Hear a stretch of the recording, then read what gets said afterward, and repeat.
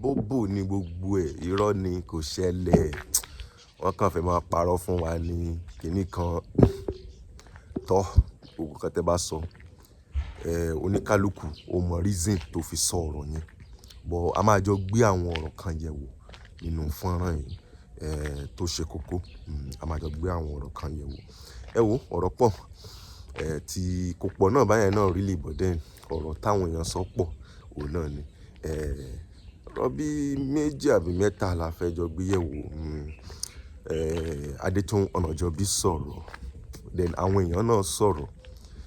In fact ọ̀rọ̀ táwọn èèyàn sọ yẹn gan òun ló ṣe kókó nítorí a ní láti jọ gbé yẹ̀ wò. Ẹ mọ̀ pé Olúrẹ̀mí Tinubu wọ́n jáde ní ṣé ìjẹta kọ́ nìyẹn, but ó trend dáadáa lánàá táwọn èèyàn sọ̀rọ̀ pé a lot of content creators were just making videos around it. Pé oya ká kú lọ máa fry àkàrà ká lọ máa ṣe nígbà mo ṣe ọkọ̀ gbọ́rọ̀ tí Olúrẹ̀mí Tinubu sọ náà, ẹ̀rín kọ́kọ́ pa mí pé ṣé nǹkan tó kù wá kú lélẹ̀? Like, are you trying to say that BSc holders, master, I mean, they need to be doing now is to fry akara? And àwọn kan sọ pé àwa la get nǹkan tí màmá Olúrẹ̀mí Tinubu tí wọ́n sọ pé àwa la get wrong. Àwọn kan sọ bẹ́ẹ̀. Àwọn kan dẹ̀ you know Nigerians now. Ibi tẹ́ bá ti rí táwọn kan tí ń support làwọn kan ti máa against. Different ọ̀rọ̀ òun ló jáde ní orí ayélujára.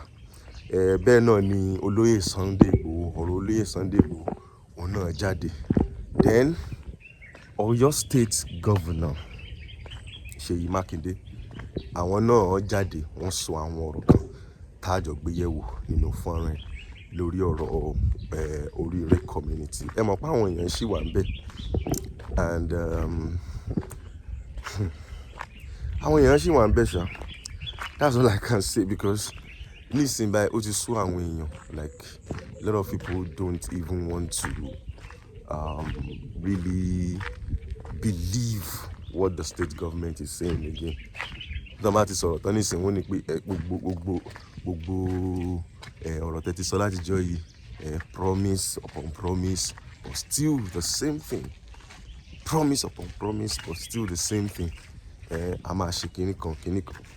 Anyways, àwọn ọ̀rọ̀ kan jáde nínú fọ́nrán tí a máa gbọ́ tó dẹ̀ tú àwọn àṣírí kan tó ṣe kókó. Then àwọn US soldiers military wọ́n ti wá sí Nàìjíríà o. Ẹ wo gbogbo ọ̀rọ̀ òun náà gbọ́ nínú fọ́nrán.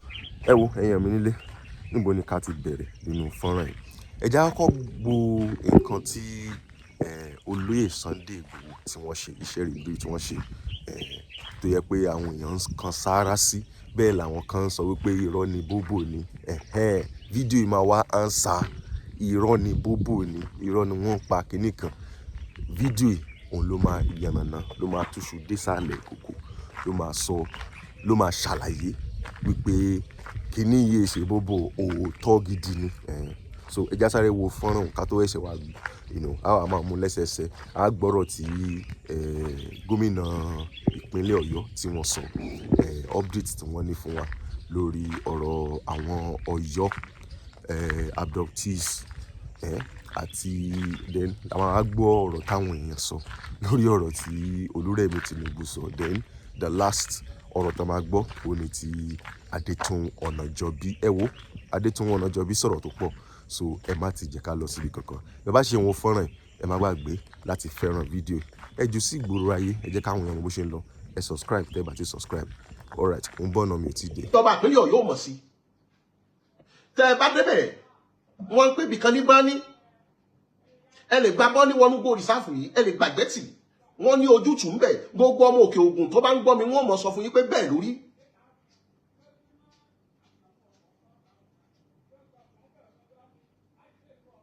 Àwọn ọlọ́pàá tá a jọ fẹ́ wọbẹ̀ gan sọ pé lọ́jọ́ táwọn fẹ́ wọbẹ̀ àwọn fẹ́ lọ mú kírímínà ń bẹ̀.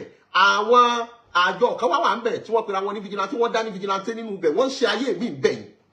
Gbogbo ètò ọrọ̀ ajé wa wọ́n jí wà ń bẹ̀ nínú gbó rìsáàfù yìí, ní gbó rìsáàfù yìí fi dẹ̀rù jẹ̀jẹ̀ ló fi jẹ́ pé gbogbo ẹni bá fẹ́ wọbẹ̀ àwọn kinní tí wọ́n fi ń break stone fi táwọn fi ń kó ọrọ̀ ajé kò ń bẹ̀. àwọn àkókò yìí bẹ Inspector General of Police àti àjọ DSS tẹ́lẹ̀ rí olóyè Májàsọ́lá ti jẹ́ kí wọ́n gbọ́ wọ́n sì ti ń gbégbésẹ̀ lẹ fi rí àwọn soldiers tí wọ́n fọ́n sínú ibẹ̀. olóyè Sunday Igboho ló pè wípé ohun tó wà ń bìbà yìí ni wọ́n fi láǹfààní láti ké sí àwọn ẹ̀ṣọ́ aláàbò wípé kí wọ́n máa bọ̀ ń bẹ̀. lẹ fi rí àwọn soldiers tí wọ́n fi ń wọnú gbó reserve yẹn lọ.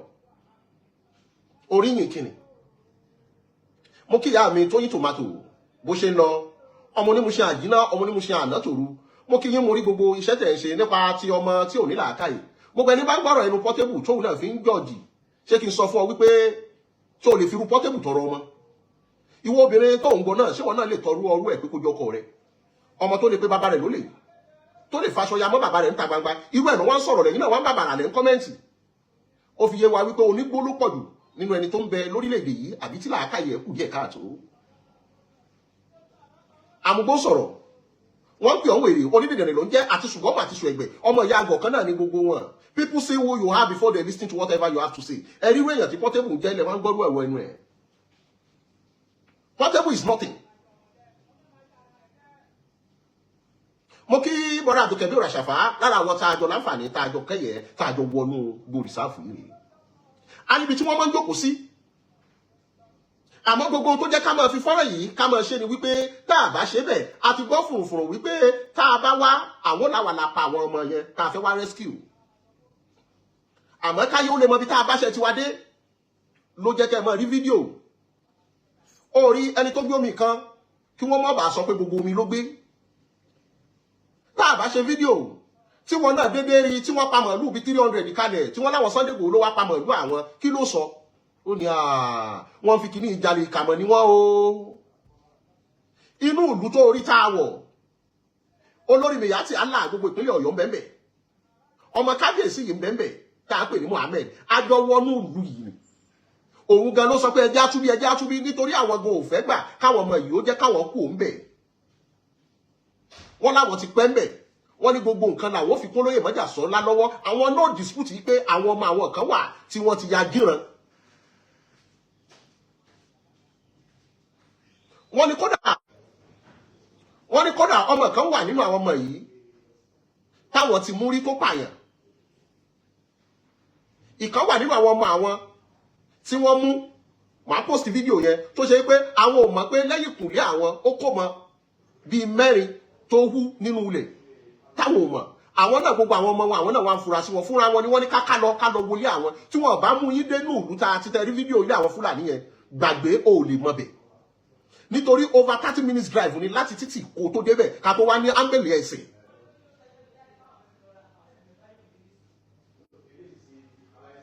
so wọ́n wà ń bẹ̀ ṣùgbọ́n ohun tí ò já báwọn èèyàn nínú ìlú ni wípé bí wọ́n ṣe rí mọ́tò wa àtàwọn ọlọ́pàá àti kinní ni gbogbo wọn fọ́n dàgbù kódà àwọn míì gan wà lókèrè gbogbo bá ṣe ń ṣe fídíò yẹn tí wọ́n wà ní pápá táwọn òwò náà kan ó débi ẹ̀mùlẹ̀mù níbọ̀ nígbà tí wọ́n rí wẹ̀ nílànà àwọn ọmọ kéékèèké bí àwọn ọmọdún 3 4 àrí wọn tí wọ́n ń sunkún sáwọn onímọ̀ kámẹ́rà fún yín ni àmọ́ ohun tá a fẹ́ jẹ́ rí lẹ́rí gbogbo àwọn tí mo post lánàá tẹ́ rí tí mo báyìí ó ti ṣẹlẹ̀ bí 5 days ago bí o post ẹni àmọ́ ìdí tó jẹ́ post ẹ̀ ní alẹ́ àná ni wípé mo rí táwọn kan acting Sunday Igboho pé acting ni wá wò ó ṣe act wípé ó yá gbẹ́sẹ̀ ilé ìjà yìnbọn lù ọ́ lẹ́fì mọ̀ wípé àwa ò heart we are determined to secure our land we have focus and with full determination why are we acting for what? lẹ́yìn ìgbà yìí ní gbogbo ìgbà tá a lọ sínú àwọn ilé yìí tán lẹ́yìn ìgbà yìí gbogbo àwọn Fúlàní pera wọn pọ̀ ni wọ́n lọ rí ọba Igbópẹ̀ tí wọ́n ń bẹ̀bẹ̀ wípé gbogbo àwọn tó bá jẹ́ kàńdánù rẹ̀ sí àwọn yọ wọ́n dànù.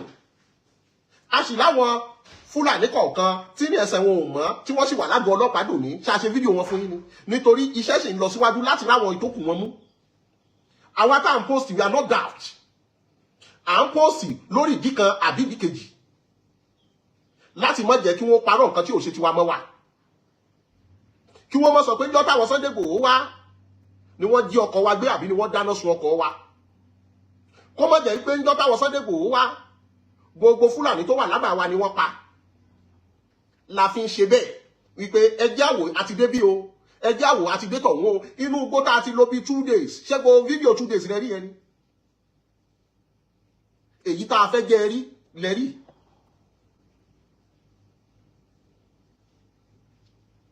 Orí wọ́n ti pa àwọn ọ̀rọ̀ kan mọ́ wa lọ́jọ́ kìíní àná, ó ti jẹ́ agbọ́n wípé ẹ jẹ́ káyé ọmọ jẹ́ ọmọ bó ṣe ń lọ. A sì ráwọn kan, orí olóyè Májàsọ́lá ò bẹ́ nìkan jà, kò bẹ́ nìkan bínú. Ìgbésẹ̀ rẹ̀ is taking the step accordingly. We are meeting with the elders in the town. We meet with the hunters, meet with the kings. Àwọn ọba wọ́n pè wá, wọ́n bá wa sọ̀rọ̀ wípé báwo ni. Ó wáyé tó bàyàn nú jẹ́ jù. Àwọn ọmọ Yorùbá míì wà tí wọ́n fi ṣe àwọn èèyàn wálẹ̀. Ẹ má jà parọ́ tọ́ra wa. Bí kú ilé ọ̀pá nítorí ò lè pànìyàn. Wọ́n ti sọ̀rọ̀ ààbò ìpínlẹ̀ Ọ̀yọ́, ààbò orílẹ̀-èdè yìí wọ́n ti sọ́dún òṣèlú.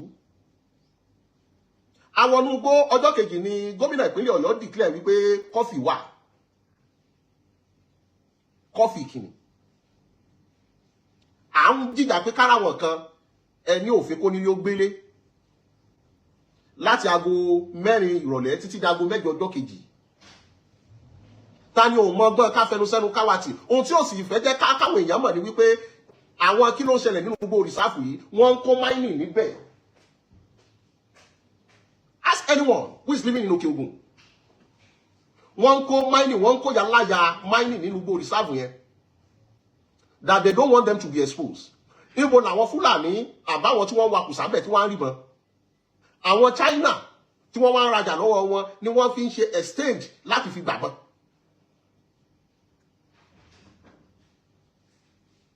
Láti fi ṣe kíni? Láti fi gbàgbọ́n.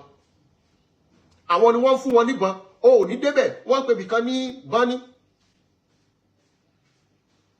Ọ̀pọ̀lọpọ̀ kan ṣẹlẹ̀ tí ò ṣe sọ lórí afẹ́fẹ́. Àná ọjọ́ kejì state governor ní òun declare coffee. Ṣé yóò mọ̀ pé torí àwọn kan ni wọ́n ṣe declare coffee? Tó bá ṣe pé fíìmù là ń hàtì, kí ló mú jọba yẹn pé eré pálá àwọn eléyìí ṣe kò ní declare coffee? Ṣé ẹ mọ̀ wípé a ti fẹ́ máa kàn fún ni? Àmọ́ wọn fẹ́ ọ̀lú òǹdarí ta ní ọ̀bọ̀ ọjọ́. Gbogbo wa là ń kọ̀tàn. Àlọ́gẹ́rù la ìyá àbúlà yìí. Gbogbo ohun tó bá ṣe láyé yìí kò ní gbé. Wàzọ́pù la yúzà. Gbogbo ìwà kan ló wù ní àwọn èdè yìí ò ní gbàgbé. Wàdàyàmù làyàmù. Ọba tí ó ṣẹ̀sùn òní kú mímọ̀ lọ́mọ ṣe ń ta. Máa ṣe ohun tó wọ̀ lọ kà máa ń tàdí lùtù dáa. Ohun tó bá ṣe ni wọ́n fi san lẹ́san. Nígbà tí ò ti sí ọ̀nà tí wọ́n lè fi parọ́ gbé Ìgbòho bá a ṣe ń post gbogbo àwọn update wa. Kò sí ohun tó kù ní wípé bóun la ṣe lè dá lọ́wọ́ kọ́. Bí wọ́n ṣe dá wa lọ́wọ́ kọ́ ni kọ́fì tí wọ́n declare. That is why gbogbo kọ́fì yẹn kò ń ṣe torí nǹkan kan is because of us.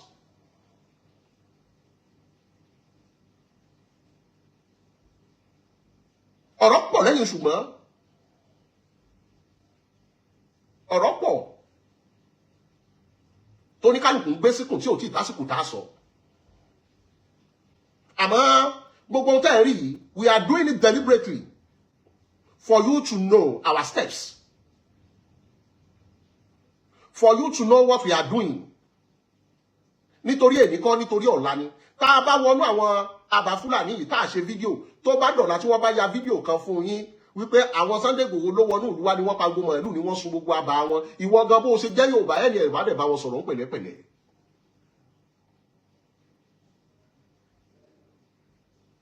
So gbogbo àwọn steps tá à ń take à ń kárí iṣẹ́ amamìyá àti Allah dání. Kì í ṣe pé à ń bínú Fúlàní. Àmọ́ àwọn kankan wà nínú wọn tó ṣe wípé wọn ì ṣèyàn o. Tí wọ́n bá gbé àwọn èèyàn báyìí wọ́n bá wọn sùn bí rẹ́rẹ́ ni. We know what we are doing, we are not daft. We have a lot of graduates in us. We have a lot of educated people. We have a lot of intelligence in us. Àwọn tó rí tán wá drone yẹn, they are international security forces. A ní drone mẹ́ta, ṣùgbọ́n we still need more. We need more.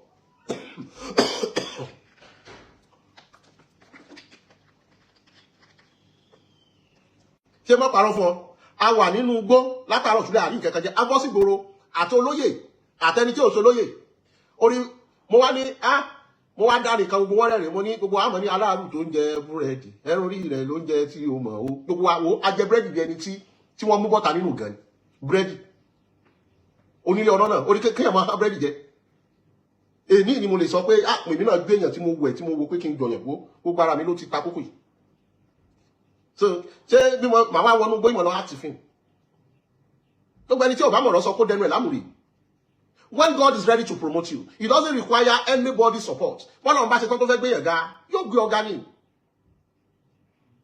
Ìjà àgbàkọ́, òòrùn ló ń ṣèmọ́lẹ̀ fún ọ̀sán, òṣùpá ní ìṣọ́lá tiẹ̀ láàjìn. Bóòrùn bá ṣiṣẹ́ tiẹ̀ tó òṣùpá yọ. Ìràwọ̀ tí bá ń bẹ́ńtà ẹja kun lọ́wọ́, tá a bá lè kun lọ́wọ́, ẹja sẹnu wá dédé síbí. Gbogbo ìràwọ̀ tó bá fẹ́ báràwọ̀ tí ń bẹ́ńtà tí ò bá tó bá bá Dustiani yóò padà ló mọ́gbà ni. Ẹ̀sìn mi àròyé orin tí ọ̀kágbẹ̀ jáwọ́ níbi ọ̀tẹ̀. Abẹ́rẹ́ àdìsá ti lọ kọ́nà kò tó dí. Àkànbí, tẹ́nì kankan bá lẹ́hun tó fẹ́ bá mi sọ, you can drop your message. Mo sì tún láǹfààní láti fèyí mo fi kí ọ̀gá wa olórí gbogbo àwọn ológun, Inspector General of Police, wípé adúpẹ́ o, adúkẹ̀kẹ́ òkun lọ́wọ́ yín. Adúpẹ́ lọ́wọ́ Chairman DSS, adúpẹ́ lọ́wọ́ yín. A sì dúpẹ́ lọ́wọ́ olórí ológun náà pátápátá, ọ̀gá sójà Musa, adúpẹ́ lọ́wọ́ ẹ̀yin náà. Adúpẹ́ lọ́wọ́ Commissioner ìpínlẹ̀ Kwara. Bẹ́ẹ̀ náà la dúpẹ́ lọ́wọ́ Commissioner ìpínlẹ̀ Ọ̀yọ́. Adúpẹ́ lọ́wọ́ àwọn DPO Ìgbẹ́tì ní Igbópẹ̀ ní gbogbo yín pátá la dúpẹ́ o, nítorí wọ́n dúró tì wá ní gbogbo ìgbà. Adúpẹ́ o, nǹkan kò ní ṣàlàáfíà yín. A sì dúpẹ́ lọ́wọ́ gbogbo ẹ̀yin olólùfẹ́ tẹ́ ń pè wá wípé báyìí kàsá báyìí kàwòdì. Àkànbí, mo fẹ́ mọ́ fi ìṣe lọ. A nílò ẹja tó lọ tí ò désàlẹ̀ omi. A nílò kọ̀ǹkọ̀ tó lọ tí ò désàlẹ̀ odò. Orí ẹni wẹ̀yìn ló wẹ̀ gan, ẹni jáde lè bú tó lórí. Iṣẹ́ ń tẹ̀síwájú nítorí ẹ ṣàjẹ́ sọ bẹ́ẹ̀. Nítorí a sì láwọn ọmọ kan tá a fi ń tẹ̀lé àwọn nǹkan kan. Ọlọ́run jó bọ́ sí bó ṣe ń gbogbo àti fẹ́ jórí. Tó bá ti bọ́ sí bá ti fẹ́ jórí. Àwọn nǹkan kan wà tẹ́ ò tí ì gbọ́. Tá a padà wà nà níbẹ̀. Tọ́ èèyàn mi nílé ẹ wo ọ̀rọ̀ náà láti gbọ́ lẹ́nu Mr. Wise. Mo rò pé àwọn ọ̀rọ̀ kan ti yé wa dáadáa báyìí nítorí àwọn kan sì ń believe pé irọ́ ni gbogbo ẹ̀ bóbò ni wọ́n fẹ́ máa fẹ̀kọ́ tán náà fún ẹ wo ó lágbára. Ẹ wo ẹ jẹ́ ká lọ sí ká gbọ́rọ̀ tí gómìnà ìpínlẹ̀ Ọ̀yọ́ tí wọ́n sọ lórí ọ̀rọ̀ tó ń lọ lọ́wọ́lọ́wọ́ báyìí. Now bẹ́ẹ̀ ṣe ń wò ní ojú móhùnmáwòrán yín wọ́n ní wípé Justin Oyo State Governor SEYI Makinde has assured residents that the safe return of abducted pupils and teachers from Oriire Local Government Area remains his administration's top priority. Makinde said security agencies are conducting intensive and coordinated rescue operations with full government support to strengthen the efforts. The state approved a temporary 16-hour curfew in 10 local government areas bordering the Old Oyo National Park. The governor also stated that preparations are underway for the safe resumption of schools, stressing that education cannot be placed on hold indefinitely while every precaution is taken to protect pupils, teachers, and their communities. He further revealed that delivery of the state surveillance aircraft has entered its final phase, noting that additional technical procedures have slightly delayed handover beyond the initially projected June timeline. According to him, the aircraft will enhance aerial surveillance, rapid emergency response, and broader security operations across the state. And we remain committed to building a safer, stronger, and more prosperous Oyo State for everyone, Makinde said. All right, so thank God for SEYI Makinde and ọ̀rọ̀ tí wọ́n sọ. Wọ́n ní wípé àwọn ṣiṣẹ́ lórí ọ̀rọ̀ yìí wípé kí gbogbo ọmọ Ọ̀yọ́ State kí wọ́n farabalẹ̀. Gbogbo àwọn tó ń béèrè pé kí ni ó ṣẹlẹ̀ gan-an lórí ọ̀rọ̀ àwọn Oriire community, kí ni gómìnà ṣe lórí ẹ̀, kíní kan, wọ́n ní ká farabalẹ̀ pé àwọn ń ṣiṣẹ́ títí wọ́n ń gbé ìgbésẹ̀ lórí ọ̀rọ̀ yẹn. So that is the update from Oyo State Governor. Engineer SEYI Makinde. Kí ni nǹkan tẹ́yin rò lórí ọ̀rọ̀ yìí? Mo rò pé ẹ ti jù sí abala àríwísí. Ẹ jẹ́ ká mọ nǹkan tẹ́ rò lórí ọ̀rọ̀ yìí. Bá a ṣe rí gbọ́ ní Sahara Reporters, bẹ́ẹ̀ náà ṣe ń wò lójú móhùnmáwòrán yẹn. Wọ́n ní US Special Operations Commander visits Nigeria's northeast, reaffirms partnership with Nigerian military to defeat terrorists. Ọlọ́run ṣeun. Ṣe pé inú àwọn èèyàn dùn actually pé thank God US ti gbé àwọn army wọn wá, àwọn soldiers wọn wá. Bẹ́ẹ̀ làwọn kan sọ wípé gbogbo is political. Kí ni nǹkan tẹ́yin rò lórí ọ̀rọ̀ yìí? Àkànní ká sáré gbé wá sétí gbọ́ yín ni lórí nǹkan tó ń ṣẹlẹ̀. All right, so now the next step is that a máa ní ẹ jẹ́ ká lọ gbọ́ nǹkan táwọn èèyàn sọ ká tó gbọ́rọ̀ ADETOUN ONAJOBI. Ẹ bá ṣe wo fọ́nrán, ẹ má gbàgbé láti fẹ́ràn fídíò, ẹ jù sí ìgboro ayé, ẹ subscribe tẹ́ bá ti subscribe. Ẹ jẹ́ ká lọ gbọ́rọ̀ táwọn èèyàn sọ lórí ọ̀hún ká tó wá gbọ́rọ̀ tí ADETOUN ONAJOBI tí wọ́n sọ. Mo ń bọ̀ náà, mi ò tí ì dé. Please, can you tell us where the children are? Mboleko and Omosi. Thank you very much, Madam Naija Star and Beauty, for this great opportunity to be on your live this wonderful evening. It is 11:55 p.m. Yes, sir. Here in Abuja. Now, for the children, yes, sir, we thank God Almighty. Effort have been made. Effort láti get rí me like àbí láti jọ wọlé tí make effort. Ma share le ṣe wa kenge. The Irekun guys made an attempt. They got ambushed, and one was injured. Is a form of they call it distraction. They wanted to quickly ambush them to distract them from the location of where those children are. Yeah. But they are not dumb people. They understand. Because those guys want them to chase them in another direction so they don't go to the direction where those people are. Okay. God will see us through. They will still go back there. Search is still ongoing. So that we can rescue these children by the special grace of God. Can I clarify something with you, Archangel? There was this report of yours, you know, the one you're saying that we saw online, that the Nigerian security troop are there, you know, that they have surrounded the place up. That is the Old National Park. That has always been the news that we got, that they have surrounded the place so that they cannot get the children out. And then we heard from Showore that those children have been taken to Kaduna. Now, we don't want to believe Showore. Let us say, let's believe your government. But then we now saw Sunday Igboho with his men there, and we cannot see any Nigerian security there. What is happening? Can you please clarify that?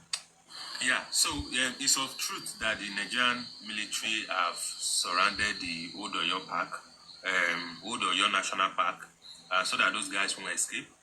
But they still await strict order. There are reconnaissance operation by, I don't have to say this, but there are some operation going on by the Nigerian military to really identify that particular spot, survey the place, try to know the number of Fulani bandits that are there, okay, so that they can quietly plan something concrete to rescue these children. Okay. That's how military people operate. Then with the Igboho team, they've been given go-ahead by the governor. They too, they are trying to work on the effort to also rescue the children. There are some set of Nigerian police with that team. Okay. Not just the Irekun alone. Okay. There are police with them. Okay. So who are also carrying out the operation with them. Good. So with the news that they've been flown out of the Old Oyo National Park, I think is a distraction. Okay. Because when the military were coming, they released a statement. They made the woman speak that soldiers should not come. But when they see that the Nigerian government is hesitant that they are coming, so they now come up with news using Showore always that they've been flown out, so that the military will go back and say they are no longer there. Okay? You know, they will say, oh, they flown them to Kaduna, so let's leave. But how you will know that is a lie? As soon as they are in Kaduna, they are good at making the woman to do video. They will have done video as well to say, oh, we are in Kaduna now. Okay. I want to go Kaduna Lawa, they will have used the woman, then they will still be making their demand. But we've not seen video since then. What does that mean? They are closing up on them. They want to make them quiet. They won't want to do video. You know, they will be talking. People may hear their voice. So they want to make them extremely quiet. We don't know how the terrain of the place is. Maybe they have some places they hit them. But at this point, they won't want to scream. They won't want to move. They won't want anybody to make any noise so that it doesn't call attention, because the military might even be patrolling around those areas. So that's why we know that that helicopter story is a lie, because they will have done a video from Kaduna that they are still making their demand. We still need what we need. We told you military should not come, but now we are in a Kaduna. Video will have come out, but we don't see such video. So, also in respect to what our first lady said, the first woman in Nigeria, is based on the first Olori Buruku in Nigeria, man. Oh, sorry. I thought you said the first Olori Buruku in Nigeria. What did you say? No, the first lady of Nigeria. Okay. Based on what she said is contextual. I want us to always get people from the context of the conversation they are having. She said it So is if- recorded. I'm sorry to interrupt. It's recorded. She said it wholeheartedly. Yeah, it's not denying the fact. It's just that it is contextual. That it's just a context, and the context of it is the fact that she's talking about her own pet project. Why can't she go and tell Seyi Tinubu to go and tell Akara? Pet project here ló ń sọ̀rọ̀ nípa ẹ̀ àbí Mr. Ellis here. Yeah, okay. Ó máa ń lulẹ̀ lágbọ́rọ̀ Ọlọ́run ni. Yeah. Sorry to interrupt. Well, everything our wonderful first lady is saying. Ayé yín ti We làbà must first special. know that it is contextual. It is based on Don't say wonderful. more of Má sọ bẹ́ẹ̀. Wọ́n ní kó má sọ pé wonderful woman níbí báyìí torí pé ló máa gbà. Lady of She is. Nigeria. Last lady of She is in Nigeria. what essence? Please tell us what she has done that No, I will tell you. she deserves that. Okay, here is the point. First of all, you cannot satisfy everyone. That one is certain. Okay, ó ń satisfy There are ẹ̀yin people tẹ̀ ń who like tẹ̀lé. you. No, there are people who like you. There are people who dislike you, no matter what. So the question are, reporters. I'm going. So if there is a situation where reporters or people ask her about security issue, ask her about security concern or the Oyo children, and maybe she said, I don't want to talk about it, then even me will frown at it. But most of the gatherings she found herself is about women empowerment, is about women programs, and she will always talk in context to the situation of the event. Empowering women. Yes, I'm coming there, man. So I want us to we should be realistic and factual. We have a population where the North are always doing mass wedding. Now, Kano is planning 1.something billion naira for mass wedding of man and woman. They don't think about education. They don't think about empowerment. They don't think about anything. You just marry them off, you leave them to the community, they give birth to children, they start begging on the streets. So this is what governors in North are doing. KB2 is preparing for another mass wedding.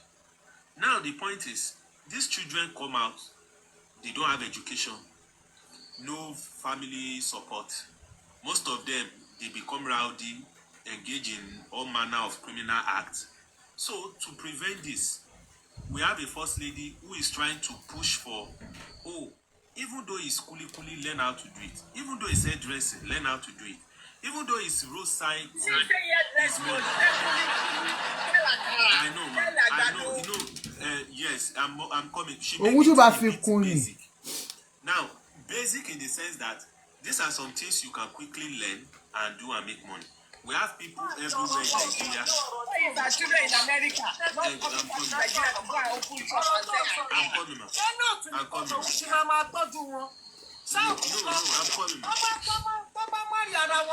man. Who cares about that? You care about No, we care.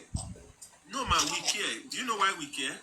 Because some of these children, when they do all those mass weddings and they don't have good education, good future, they end up not having empowerment and joining banditry, joining out of criminality. Then they, Mr. The Mr. that is talking. Are you related to Tayo? no, No, me relate, but we can land in it. I will tell you. Àwọn tó wá kàwé táwọn ìyá wọn rán wọn ní skul jáde tó kàwé tó jáde tó ọ̀rọ̀ àríṣẹ́ ńkọ́ táwọn yẹn náà ṣẹ̀ tó yẹ káwọn yẹn náà jẹ́. Here's the point. Man, there are countless number of programs in Nigeria. People are not searching. People are not asking questions. Yes. Now there are programs for girl child.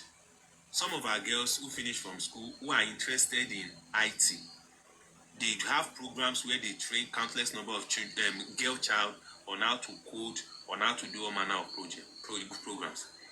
We also have vocational centers, technical schools that they made free. They even give stipends. I'm calling you.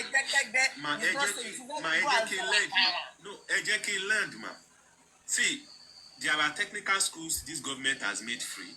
We have 33 of them all over Nigeria. They even want to build more. They even give them stipend to encourage people to learn skills so that they can be able to fend for themselves. What the president, vice lady, our first mother is saying is that there are some things you can quickly do to earn money. Which mother?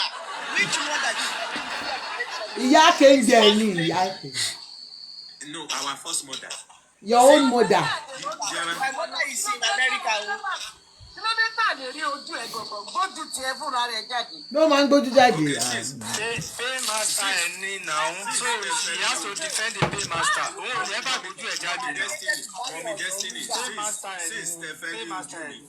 Mama said, "Would you miss it, DM?"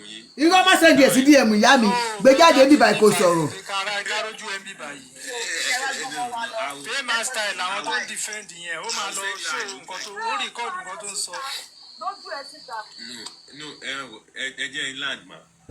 Where are you arriving from? Are you on the airpiece? So, as I was saying, ain't that your I tell you, I can't imagine how you go about, defending a failed government. Everybody, Archangel, from where? From Evu or from AN or from Egekegbe? On Jabole ni. Ẹ bá jẹ́ kó sọ̀rọ̀ tán àǹtí Júmi ẹ bá má jábọ̀. No, ẹ bá jẹ́ kó sọ̀rọ̀ tán. Ẹ bá jẹ́ kó sọ̀rọ̀ tán, please. All right, next person. Auntie Wake, you go. Uncle Tope Loku. Tope, after Tope, then you. Tope to Sisa. Are you there? Yeah, good afternoon, everyone. Good evening, ma'am. Everybody. Yeah, good evening, sir. Yeah, that's cool. Sir.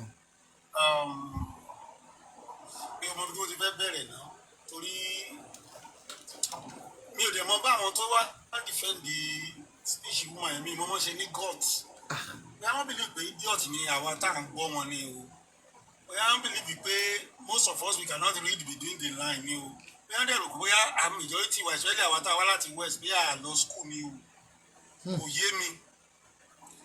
And bóyá wọn ò dẹ̀ mọ̀ pé àwa èèyàn àmọ̀mọ́ ṣe ń process especially àwa tá wá láti west. Mi ò lè sọ anything nípa àwọn north àwọn náà. About our west, I process information go. I interpret information. I dissect. Okay? Can we see context is in my hands so can we see different context? Can we analyze here? Can we go to it to applicable see one in one. So I don't know me understand. But actually what is something can tell I to repeat it again. Ṣẹ́tìrí tí àwọn èèyàn bá dé position by fire by force on their own whims and caprice. Tí wọ́n bá dé position that level, ìwọ̀nba náà máa ronú àwọn ènìyàn mọ́. Torí pé gbogbo nǹkan tó bá ń ṣe wọ́n máa ṣe pẹ̀lú agbára wọn ni pé I can do it. Mọ́mì kan sọ̀rọ̀ lẹ́ẹ̀kan pé ṣé wọn ò ní àwọn professionals tó ń bá wọn sọ̀rọ̀ ni? No, we need the professionals now. Gbogbo àwọn tó wà lẹ́gbẹ̀ẹ́ wọn, àwọn yes ma, yes sir ni, they are the all in all.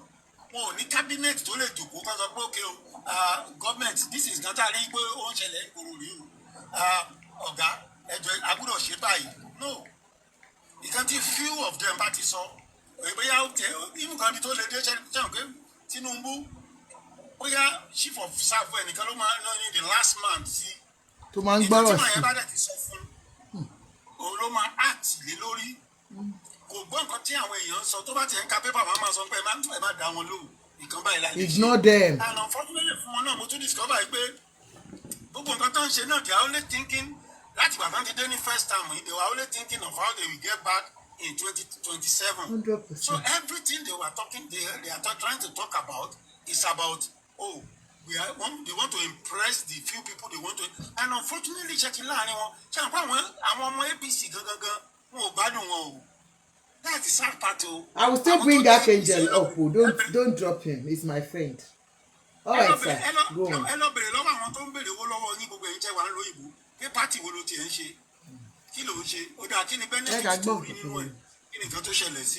They cannot account for anything. But unfortunately, most of them, they don't have option. Láti dúró sínú party yẹn torí in case bóyá crumb lè kọ́ bọ́ sí wọn lọ́wọ́. Now let me go back to this issue of Remi Tinubu pẹ̀lú nǹkan tó sọ nípa àkàrà kúlíkúlí and all those stuff. You see, that shows the level that they put value on people. And unfortunately, Nigeria ti kẹran mẹ́rò. Mo rò pé the level of poverty they see in the north tó jẹ́ pé gbogbo wọn ṣe rákàdéǹdè sí wọn. Mo rò pé òun náà fi ń wo àwa yòókù. Mo rò pé òun náà fi ń wo àwa yòókù tó fi lè come on a national TV. Kó ní ká máa lọ tàkàrà.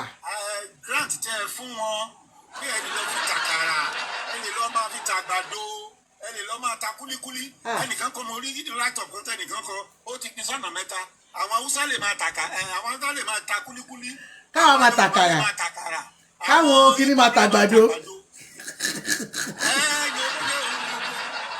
So imagine, look, when you have people at that level of governance, that is the only way they can think. Now, she mentioned 3 things in one breath. Also, ó wá ní òun gbọ́ pé cancer wọ́n rá méjì ìlú wọ́n fún wọn ní 1 billion something like that. ó ní tuberculosis náà wọ́n rá méjì wọn náà wọ́n fún wọn ní 2 billion. ó tún wá sọ pé òun tún san owó kan náà fún àwọn kan. mo wá ronú títí mo hàn pé kí ló ń ṣe àwọn èèyàn wo lọ́lọ́run fún wa nínú ìgbàgbé Nàìjíríà yìí. Do these people know the meaning of legacy? Let me go back to this issue of Akara. Okay, let us now agree. Okay, ẹ jẹ́ kí gbogbo wa máa takara. Ẹ̀ṣẹ̀ náà wá ta wá láti west. Ẹ jẹ́ ká máa takara.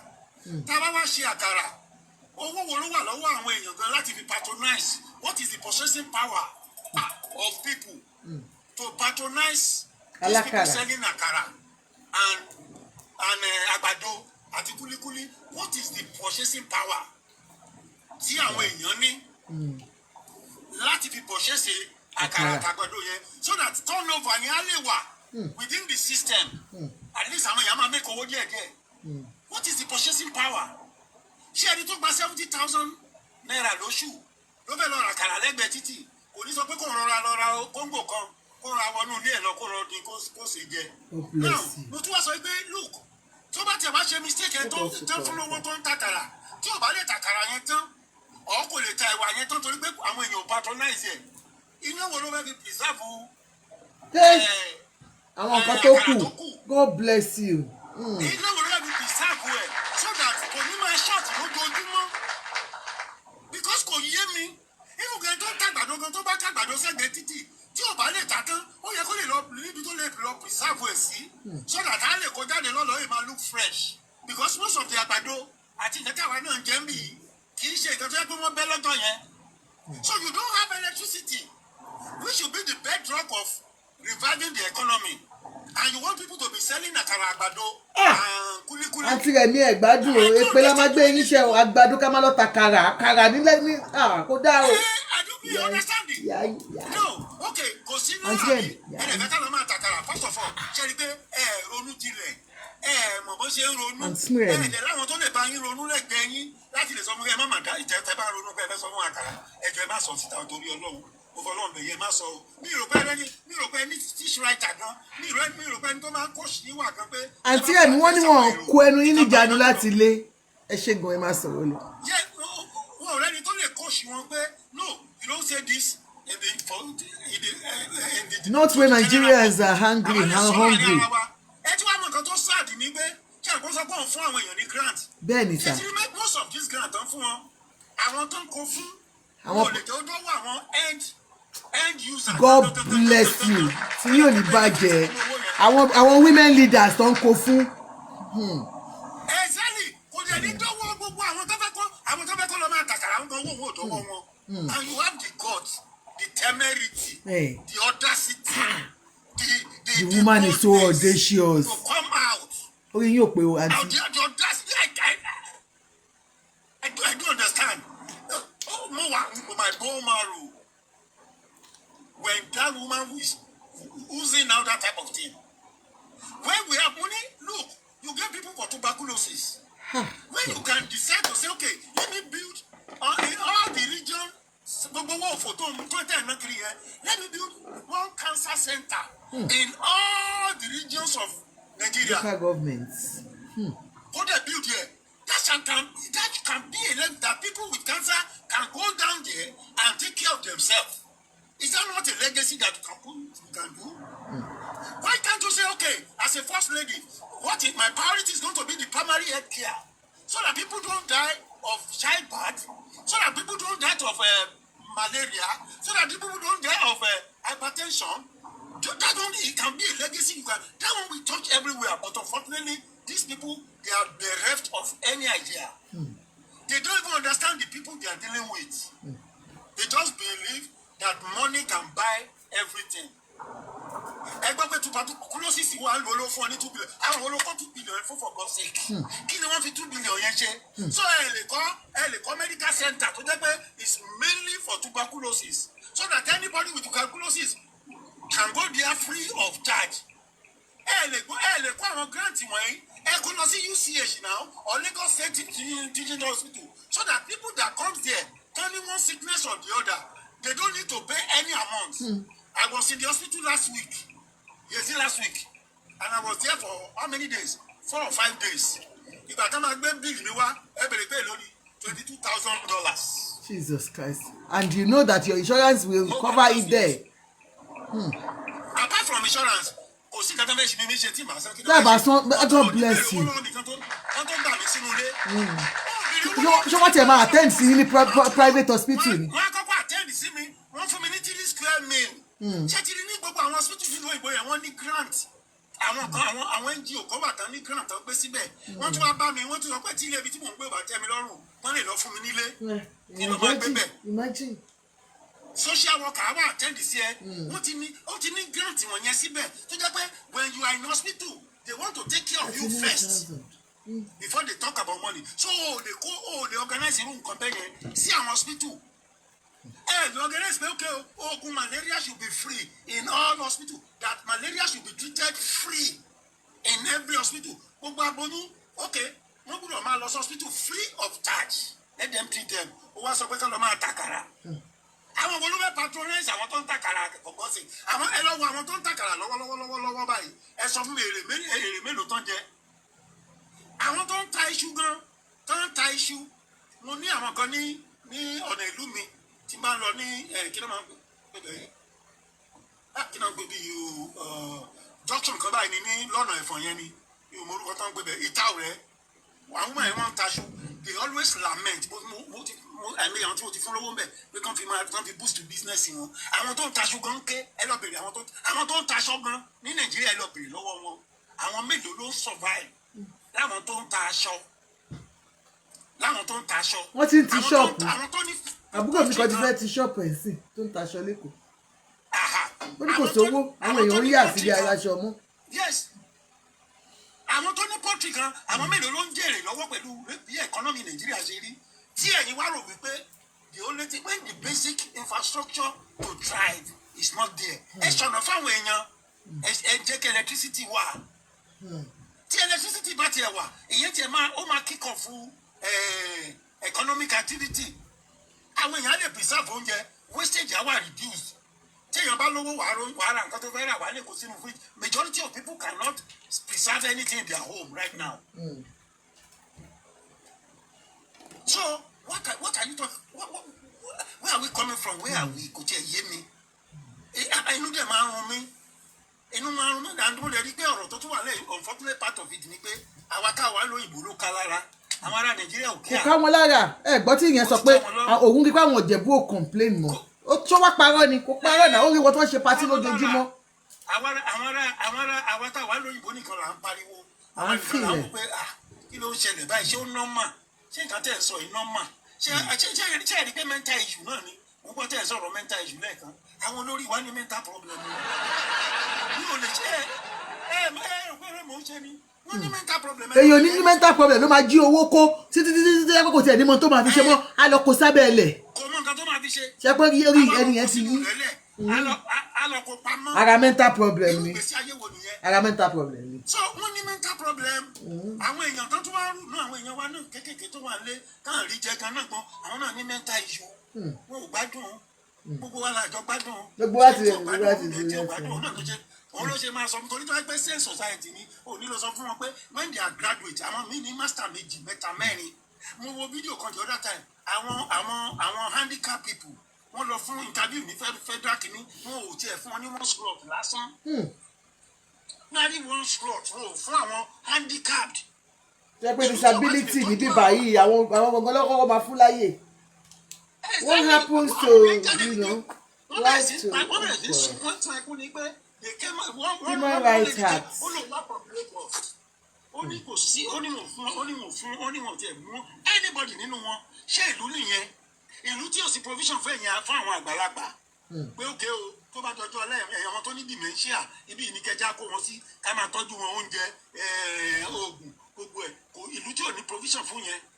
Ṣé ẹ̀rí pé mental issue ni? Mental health issue. Ìlú tí ò ní provision fún àwọn ọmọ kékeré. Wọ́n lè ti yá wèrè àǹtí rẹ̀. Ìlú tí ò ní provision fún àwọn ọmọ kékeré. Ṣé ẹ̀rù pé àwọn ará ìlú òyìnbó àwọn ìlú òyìnbó wọ̀nyẹn ṣé ẹ̀rù pé wọ́n ya wèrè ni tó fi máa tán jẹ́ kí wọ́n bẹ àwọn tó bá jẹ́ single parent tá fún wọn nílé tá fún wọn lówó tá máa fún wọn lówó tán máa fi jẹun tá fún wọn ní gbogbo ẹ̀ ṣé ẹ̀rù pé wọ́n mọ̀ nǹkan tá ń ṣe ni. Wọ́n lè ti mọ̀ pé tẹ́ ẹ̀ bá tọ́jú àwọn tí ò ní àwọn ló máa fún wọn ní problem lọ́jọ́ ọ̀la.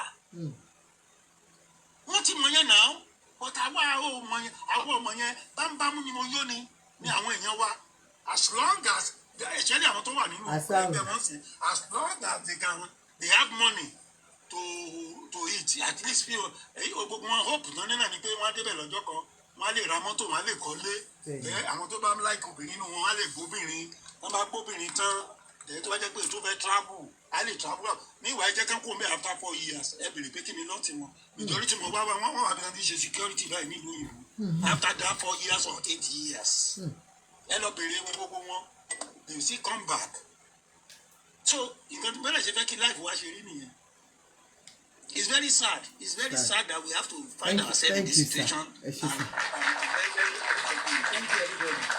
sà. Dádì ẹ̀ bá wa advice àwọn ọkùnrin tó ní pedophilia disease. Tí wọ́n mọ̀. Ẹ jẹ́ mọ́ mo ní gbogbo wa ní mental problem. Wọ́n ní gbogbo wa la ní mental problem. Ṣé ẹ mọ̀ pé bàbá àwọn ọmọ mi. Bàbá àwọn ẹ tó bá ti jẹ́ bàbá àwọn ìkíní nìyẹn. Vini ọmọ ìyá Jésù aláwo ló ń jẹ́ orúkọ yẹn. Thank you so much. Ìlú tí ò bá ti sí òfin ẹ̀ṣẹ̀ ìsínlẹ̀ rẹ̀. Tó bá jẹ́ pé ibi tí sísítẹ́ẹ̀mù ti wọ́ọ̀kì mi. Nígbà tí máa sọ̀rọ̀ àwọn yẹn náà àti mọ ẹlòmíì wọn ti kó nǹkan sí lẹ́sẹ̀ tó máa jẹ́ release ẹ̀gán wọn á kó nǹkan sí lẹ́sẹ̀. God bless you sir. Ó ní límìtì tó lè ó ní bó ṣe lè interact. Ọgbà tí ò bá ti sófin tí ìlú ò ti ṣe àgbádùn sẹ́ẹ̀. Àfikọ́ lọ́jà gbádùn nǹkan tí wọ́n sọ ń pa yìí. All right, ẹ ṣé sà ẹ ṣé ó ti yé wa wọ́n ní gbogbo wa la ṣe kí ni kọ́ńkọ́ń wà lára àwọn Nàìjíríà. gbọ̀n kí ni nǹkan tẹ́yìn rò lórí ọ̀rọ̀ yìí ẹ wo ọ̀rọ̀ pọ̀ tí a sì jọ gbé yẹ̀wò èmi náà dẹ̀ ní àwọn ọ̀rọ̀ kan náà tèmi náà fẹ́ sọ lórí àwọn ọ̀rọ̀ yìí but then ṣé kí ni nǹkan tẹ́yìn rò because èmi rò pé nǹkan tó kàn ní actually you know I don't think that's the main thing and people are frowning their face wípé ṣé ẹ wo ẹ má jẹ́ ń sọ̀rọ̀ nítorí àwọn èèyàn sọ̀rọ̀ gan mo dẹ̀ rò pé ẹ̀yin náà ti máa sọ̀rọ̀ lábala àríwísí lórí ọ̀rọ̀ yìí nǹkan tèmi kan wá ṣe fún yín ni pé kí n má jẹ́ kí tí yín di you understand sórí àwọn ọ̀rọ̀ tó ń ṣẹlẹ̀ láwùjọ àti ní ìpínlẹ̀ wa ní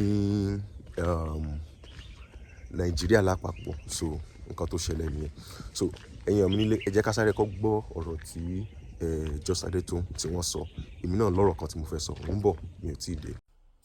You people are very disobedient. Wọ́n ò kọ́ yín. You people are very, very disobedient. Wọ́n ò kọ́ yín. You can hear it now. And it's true. There's no single lie. Because all of you want to dream big. You want to start big. You people do not want to understand that success, building wealth starts from somewhere. It become a better. Some of you, any small thing, we want to go to China. We want to go to China. China, the Fed law. Benny pay you want China. Any small thing, you people don't want to start small. Start small. Start small. Yoruba people say, Atikekere latin peka iroko. Atikekere latin peka iroko. Even your children start investing in business. Kuli àti ẹ̀pà ọmọ ìyá kan náà ni wọ́n, they are both protein. Kuli has been grounded. Ó sì látànú. Ẹ̀pà is pure protein. Kuli can be used to drink garri. Ẹ̀pà can be used to drink garri. As an obedient child. Ọmọ tó gbọ́ràn. Yes. Because Bíbélì ti sọ, obey thy father and thy mother. And whether you people like it or not, Mrs. Oluremi Tinubu is the mother of the nation. If you don't like it, go and carry your mother and make her the mother of the nation. Because accept.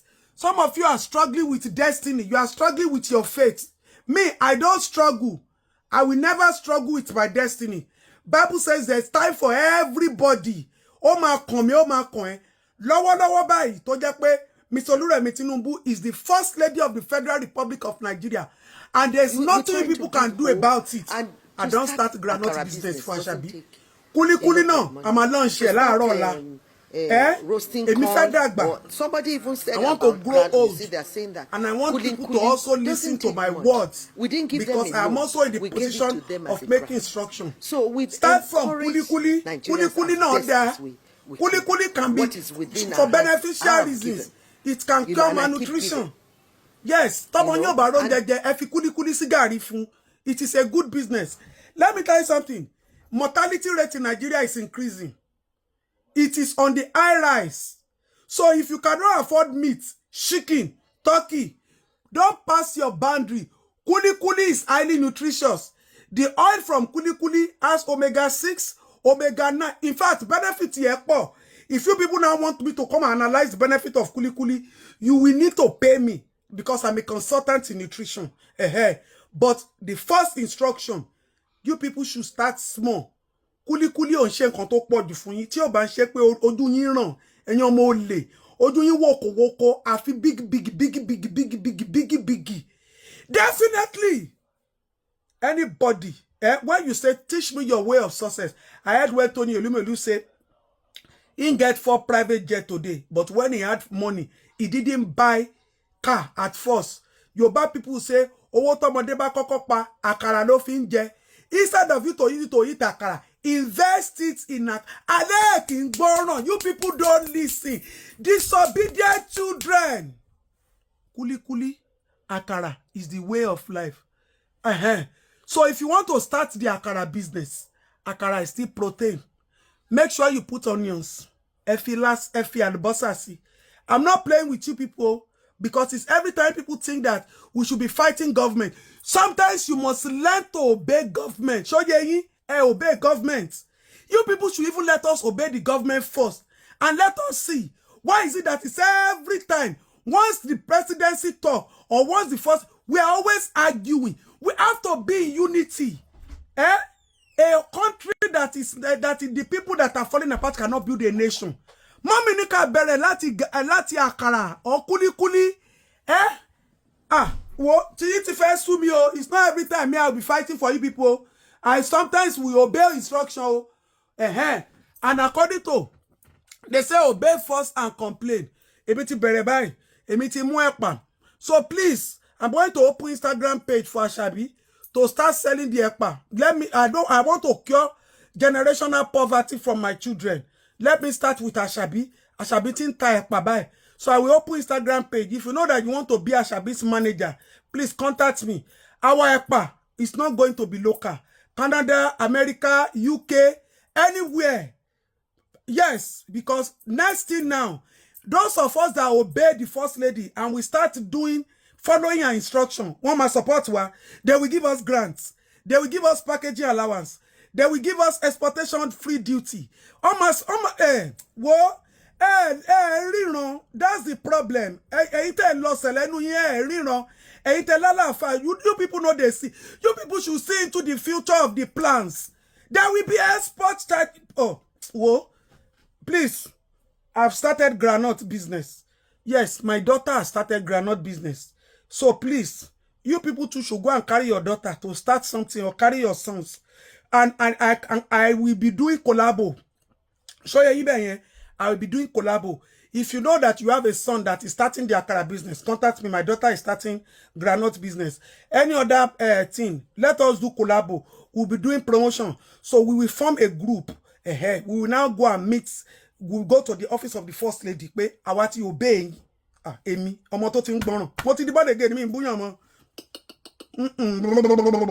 Now I obey instruction. Tori agba mi gbodo dale. So First Lady has advised us. And you too should advise somebody. Oh, somebody. Tell him that you love him. Put your hands together and start granite. Èmi ti bẹ̀rẹ̀. Èmi nílé ẹ̀wọ̀ ọ̀rọ̀ náà láti gbọ́ lórí ọ̀rọ̀ tí wọ́n sọ. Èmi lè má lè sọ̀rọ̀ lórí ọ̀rọ̀ èmi lè má lè sọ̀rọ̀ lórí ọ̀rọ̀ tí kí lorúkọ ẹ̀ ọ̀rọ̀ tí àgbàdo ẹ̀pà. Èmi lè má lè sọ̀rọ̀ lórí ẹ̀. In fact, I don't even want to talk on that. My main concern is just that Nigerians àti wà, how will I put it safe? Gbogbo nǹkan tó bá ń ṣẹlẹ̀ tó bá jẹ́ trend, ó ti mọ́ wa lára pé those are the things that we center on. And immediately tá bá ti rí nǹkan tó trend báyìí, nǹkan tá a máa face ni a máa ti gbàgbé major thing, nǹkan tó really affect or maybe what we actually want answers for. Because if you look at the issue of kidnapping, táwọn èèyàn protest and all, ó ti wálẹ̀. Wọ́n ti successfully distract attention with things that are not necessary, because they know that if Tomba Shinkokan, because look at this Oroti Oluremi Tinubu. Yesterday I was just seeing a lot of content creators, posting on that. I want to hear one man sọ̀rọ̀ nípa all this case tó ń ṣẹlẹ̀. They were just keep talking about that. I was like, hey, distraction gbogbo eléyìí báyìí. Àwọn ọmọ yẹn ṣì wà ń bẹ̀ yẹn tá a ṣe ń pariwo tí gbogbo wa ń pariwo lórí ẹ̀ tó dàbí ẹni pé yes, we are all united. But nígbà tọ́rọ̀ èdè báyìí, this one also affects us. So I'm not saying that we should not talk about it. This one also affects us because the government that should be for the people, they are trying to bí ẹni wípé wọ́n fẹ́ try láti jẹ́ káwọn àwọn tí ò rọ́wọ́ jẹun kan sì tún remain ní situation tán wà nìyẹn. Because how will you say that you want to empower people to be frying akara, all those things? How do you say báwo èlò ni gain nínú gbogbo kìíní yẹn? So that means those people that are in abject poverty should just remain there. You don't have a scheme or anything to empower people correctly, give them good money so that their business will thrive well, and they will, almost a middle class or something. So, but then I understand this whole thing. Nigeria, it go better. Ni lágbára Ọlọ́run. So mine is just to bring anything controversial, then allow you guys kẹ́ share opinion yín lórí ọ̀rọ̀ yẹn. So that's just my job, and that's what I've been doing, and that's what I will be doing. So, but as time goes on, like I said in my former video yesterday, I will start doing questions from people. I'm having from different angle, so that it's not be like I need to share program or long sort of, you know. I'm having from different angle what people are thinking about each cases and controversial topics. All right, so mo rò pé ti ṣe opinion yín lábala àríwísí lórí nǹkan tẹ́ ẹ rò lórí gbogbo ọ̀rọ̀ tá a sọ síwájú. Ire la máa rí, àní rí ìbànújẹ́ láṣẹ Èdùmàrè.